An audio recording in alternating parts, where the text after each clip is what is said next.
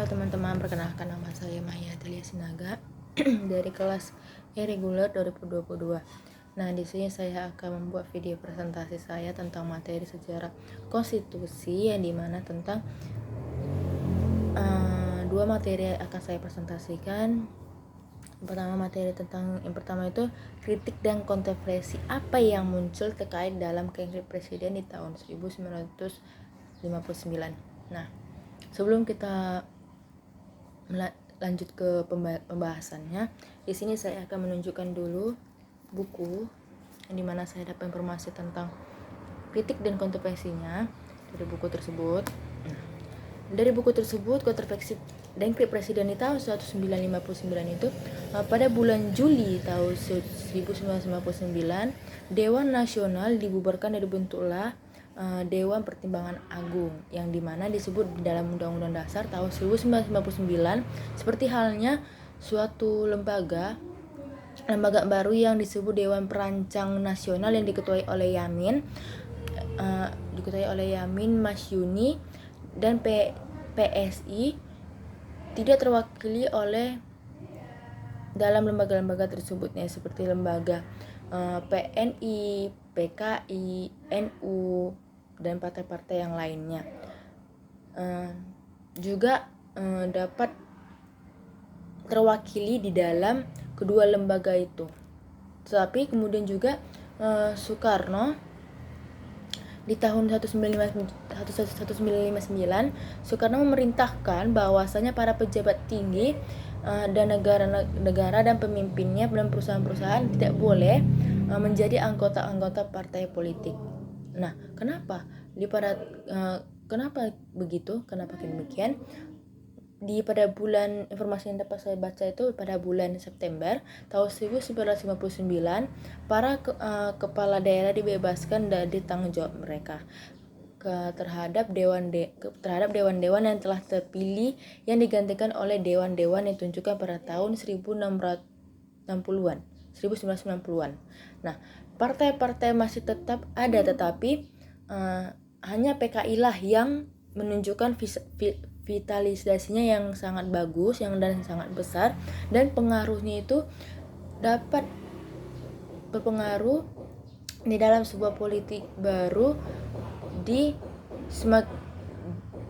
semakin lama semakin nampaklah yang tidak diperolehnya melalui lembaga-lembaga resmi atau kayak struktur pertanian yang melainkan bahwasanya pendekatan pada Soekarno dan pihak tentara itu tidak ada.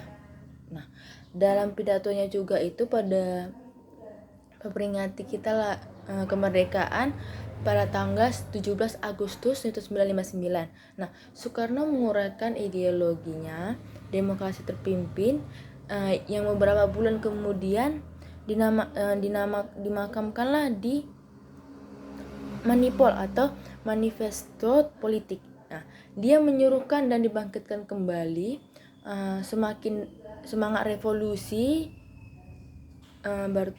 resolusi keadaan sosialnya dan rotol lembaga-lembaga dan organisasi-organisasi negara demi revolusi yang berkesinambungan. Nah, pada tahun 1960 juga keyakinan yang sangat samar ini menjadi semakin rumit dikarenakan ditambahnya kata-kata Uzbek.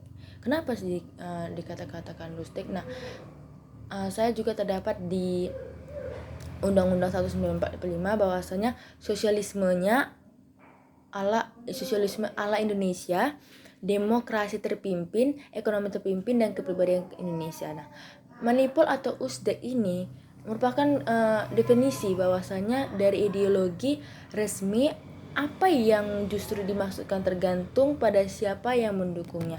Nah, Manipol Uzbek ini dijustrukan dimasukkan dan tergantung pada siapa yang mendukung karena diperkenalkan dari segala singkat, ya kan, dari tingkat pendidikan dan pemerintah atau pers diharuskan mendukungnya. Jadi beberapa doktor yang pro Masyuni dan pro PSI tahun 1060-an sebelum itu mereka menolak. Kenapa? Karena mereka menolak. Karena mereka telah berbuat begitu banyak surat kabar yang mereka sudah terbit tapi sudah terlarang gitu. Terlarang karena berbuat mereka menerbitkan bahwasanya di tahun 1959 dan 1961-an itu mereka mengolah surat kabar. Kenapa? Itulah akibatnya ditolaklah dari Manipul Usdek, Pro Yasmin dan Pro PSI itu surat kabar dari mereka. Dan baik, selanjutnya juga materi yang kedua akan saya presentasikan tentang bagaimana analisis akademis melihat pembubaran konstitusi dan dekret presiden di tahun 1959 dalam konteks sejarah politik Indonesia. Nah, dari buku itu juga dari Sejarah Indonesia Modern ini juga saya dapat membaca dan mengulas bahwasanya analisis yang saya dapat itu kini Indonesia bergerak menuju radikalismenya yang akan memberi peluang kepada PKI untuk berkembang walaupun masih menghadapi permusuhan dari pihak-pihak lainnya, antara pihak tentara dan pihak yang lain, sekutu yang lainnya begitu. Dan Belanda dulu berusaha mendirikan sebuah negara-negara yang dimana sebuah negara mereka yang diirian dengan dukungan dari penduduk setempat. Nah, pada tahun 1060-an itu juga mereka mengumumkan bahwasanya pemilihan umum untuk anggota Dewan Perwakilan dan atau diselenggarakannya sebuah di sana pada bulan Agustus tahun 1960-an, Indonesia telah memutuskan bahwa hubungan diplomatik dengan negeri Belanda itu tidak ada. Nah, makanya sejalannya setahun kemudian, Dewan Pertimbangan Agung telah membentukkan Front Nasional yang dimana bagian pembahasannya Irian Barat bahwa yang diharapkan oleh Soekarno itu dapat menggantikan Front Nasional yang pembebasan Irian Barat yang bentukannya pihaknya itu tentara. Pada bulan Agustus 1960 juga pimpinan Front Nasional yang baru itu diumumkan.